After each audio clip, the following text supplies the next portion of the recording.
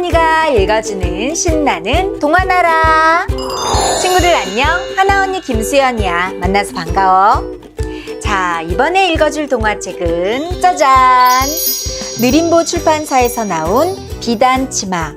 어떤 이야기가 펼쳐질까? 재미있는 책 속으로 함께 들어가 보자. 비단치마. 엄마 없는 청이는 눈먼 아버지와 단둘이 살았어. 청이는 산비탈 밭에서 두 손이 닳도록 열심히 농사를 지었지만 늘 배가 고팠어. 어느 날 중국 장사꾼들이 마을로 들어와 큰 소리로 외쳤어. 인당수의 파도가 너무 심해 장사배가 오가지를 못하오. 물귀신을 달래줄 처녀에게는 쌀 300석을 주겠소. 청이는 밭고랑에 주저앉아 몽운사 스님의 말씀을 생각했어. 공양미 300석이면 네 아버지도 눈을 뜰 수 있단다. 청이는 벌떡 일어나 산비탈을 내려갔어. 장사꾼들은 동네 어귀에 모여 있었어. 아씨들이 입는 고운 빛깔의 치마를 높이 받들고서 말이지. 청이는 그만 비단옷에 마음을 뺏기고 말았어. 내가 입고 싶어. 쌀 300석이면 아버지도 눈을 뜨실 테지. 청이는 장사꾼들에게 달려가 비단 치맛자락을 움켜쥐었어. 네가 갈 테냐? 장사꾼이 눈을 휘둥그레 뜨고 말했어. 청이가 물귀신을 달래러 가기로 했나 봐. 배 위에 비단옷을 입은 청이가 있네. 두두둥둥 두두둥둥둥. 북소리가 점점 커졌어. 배가 몹시 흔들려서 청이는 똑바로 서 있을 수도 없었지. 삐리 삐리 삐리리 삐리리. 피리 소리가 들려왔어. 장사꾼들은 청이를 뱃머리로 끌고 갔어.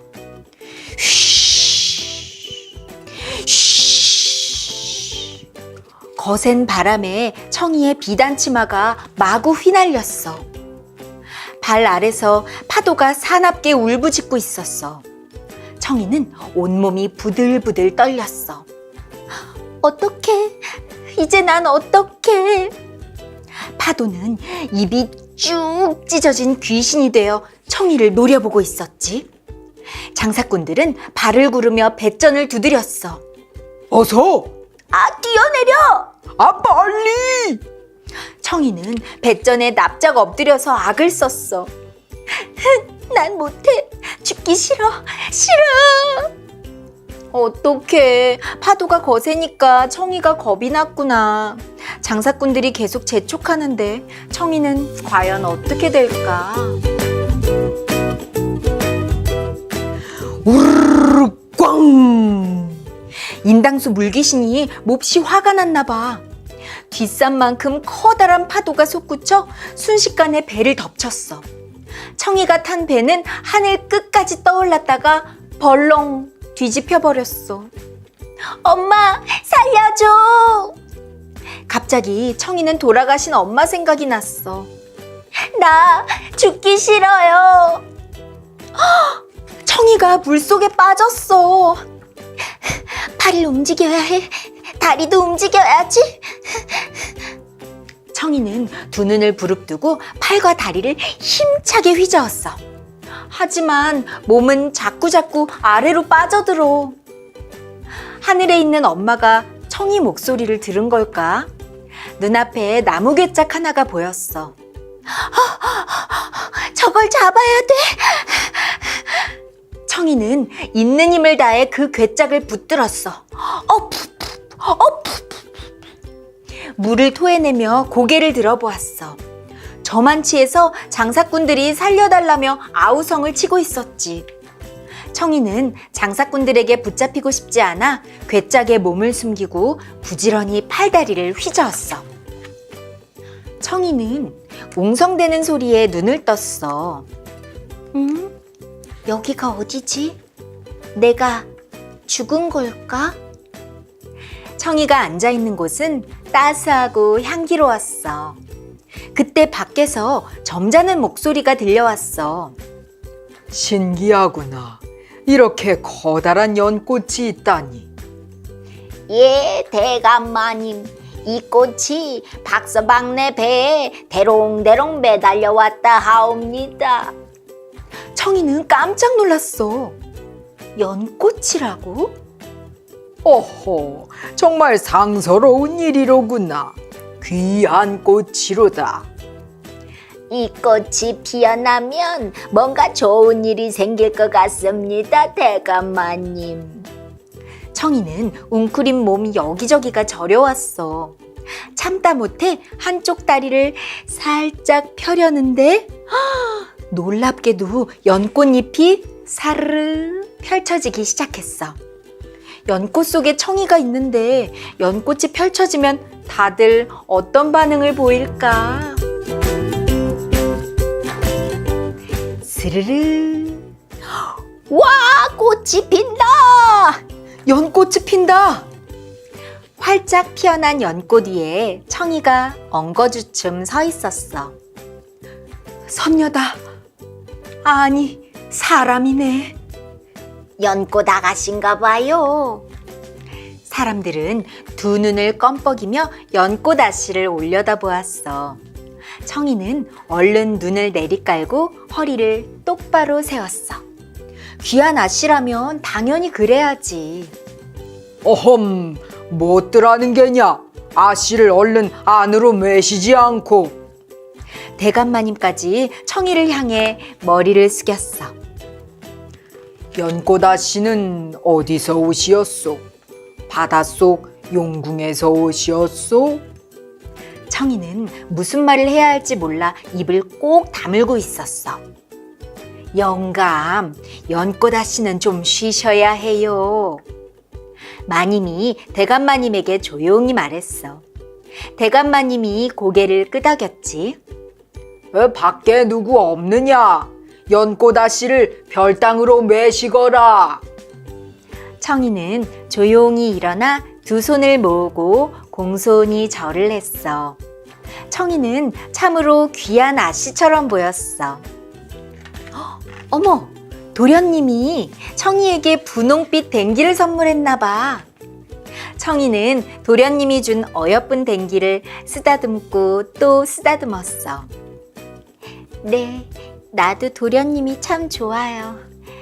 하지만 저는 아씨가 아닌거려. 혼잣말을 하던 청이는 깜짝 놀라 손으로 입을 틀어막고는 얼른 주위를 두리번거렸어. 그리고 문틈으로 살짝 밖을 내다보았지.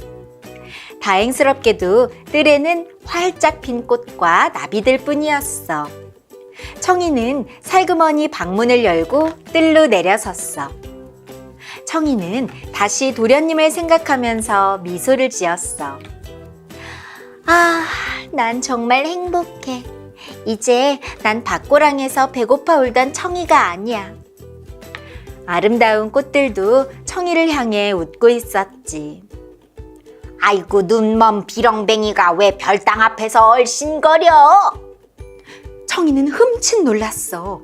별당 어멈이 빗자루로 거지를 내쫓고 있었어. 누더기에 지저분한 얼굴이었지만 분명 아버지였어. 아씨 놀라시기 전에 어서 썩 나가지 못해? 제발 찬밥 한 술만 줍쇼. 사흘째 아무것도 못 먹었습니다요. 청이는 온 세상이 다 무너져 내리는 것 같았어. 어쩌면 좋아. 청이 아버지가 어떻게 된 걸까? 쌀 300석을 바쳤는데도 아버지는 눈을 뜨지 못했어. 더구나 누더기를 입고서 구걸을 하고 있다니. 청이는 저도 모르게 뒷걸음질 치고 있었어. 싫어. 난 연꽃 아씨야. 아버지는 두 손을 조아리며 땅바닥에 엎드려 꼼짝도 하지 않았어. 별당어멈은 힘센 장정을 부르러 달려갔지. 청이는 나무 뒤에 숨어 아버지를 엿보았어. 찬밥 한 술만 적선해 줍쇼. 피부치 하나 없는 늙은 비렁뱅이 불쌍타 여기시고. 딸년이 하나 있었지만 물에 빠져 죽은 지 이미 오래입니다. 제발. 맞아요, 아버지. 청이는 이제 죽고 없어요. 청이는 살금살금 방 안으로 들어가 숨었어. 아버지의 넋두리를 듣지 않으려고 귀를 틀어막았지만 가슴은 쉬지 않고 두방망이질 쳤지. 갑자기 방문이 열렸어.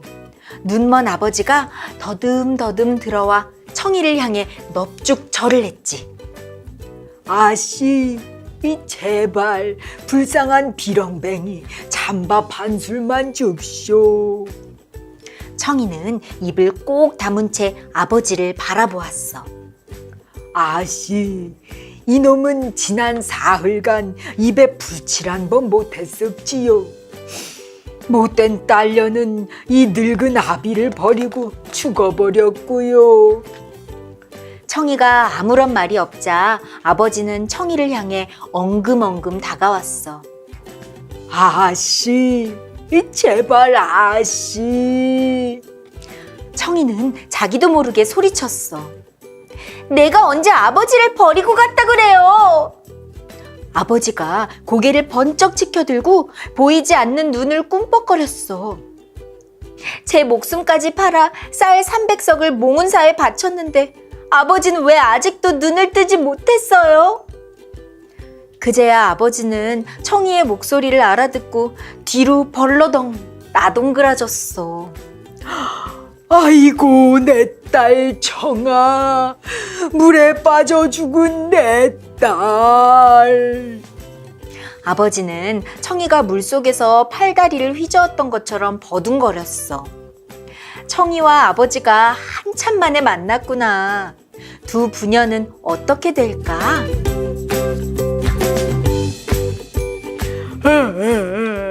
어디 보자, 내 딸. 꽉 막힌 두 눈이 원수구나.